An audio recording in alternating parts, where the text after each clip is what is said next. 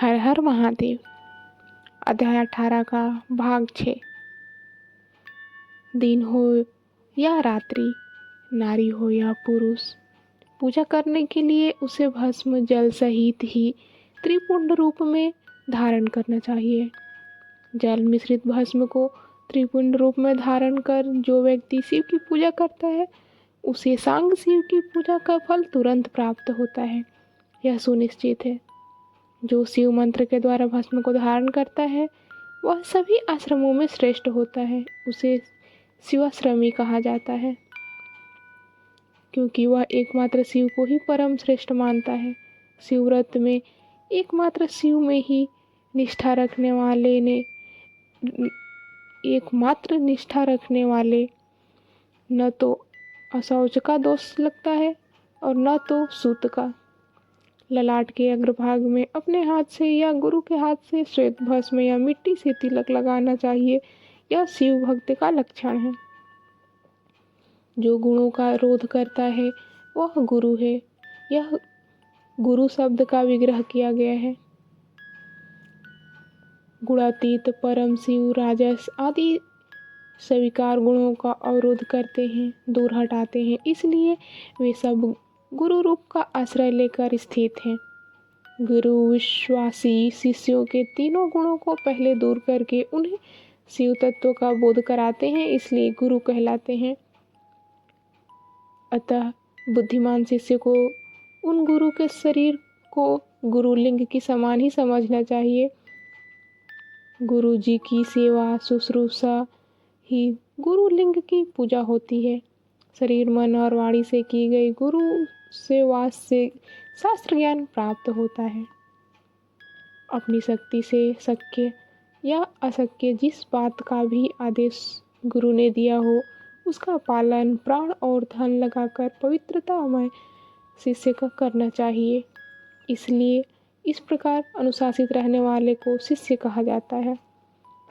सुशील शिष्य को शरीर धारण के सभी साधन गुरु को अर्पित करके और अन्न का पहला पाक उन्हें समर्पित करके उनकी आज्ञा लेकर भोजन करना चाहिए।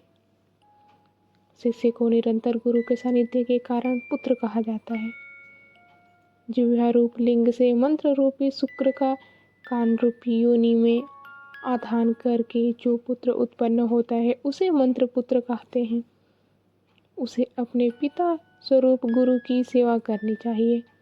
शरीर को उत्पन्न करने वाला पिता तो संसार पंच में पुत्र को डुबोता है।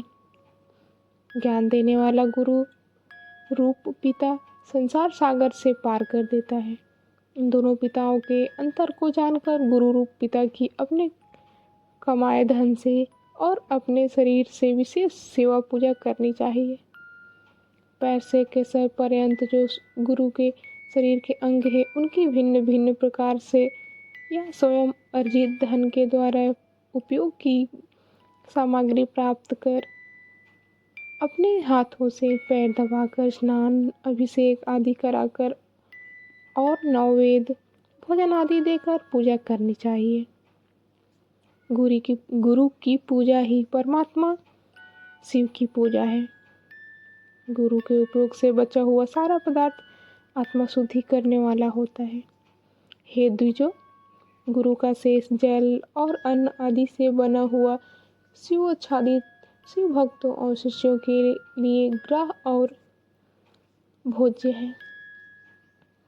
गुरु की आज्ञा के बिना उपयोग में लाया हुआ सब कुछ वैसा ही है जैसे चोर चोरी करके लाई हुई वस्तु का उपयोग करता है। गुरु से भी विशेष धनवान पुरुष मिल जाए तो उसे भी यत्नपूर्वक गुरु मान लेना चाहिए। अज्ञान रूपी बंधन से छूटना ही जीव मात्र के लिए साध्य पुरुषार्थ है। इसलिए जो विशेष ज्ञानवान है वही जीव को उस बंधन से छुड़ा सकता है। कर्म की सांगोपांग पूर्ति के लिए पहले विघ्न शांति करनी चाहिए। विघ्नता पूर्वक और सांग संपन्न हुआ कार्य ही सफल होता है। इसलिए सभी कर्मों के प्रारंभ में बुद्धिमान व्यक्ति को विघ्नाशक गणपति का पूजन करना चाहिए। सभी बाधाओं को दूर करने के लिए विद्वान व्यक्ति को सभी देवताओं की पूजा करनी चाहिए। ज्वर आदि ग्रंथि रोग आध्यात्मिक बाधा कही जाती है। पिशाच और शियार आदि का दिखना, बॉबी का जमीन पर उठ आना, अकस्मात छिपकली आदि जंतुओं का गिरना, घर में कच्छप, सांप, दुष्ट स्त्री का दिखना, वृक्ष, नारी और गौ आदि की प्रसूति का दर्शन होना आगामी दुख का संकेत होता है।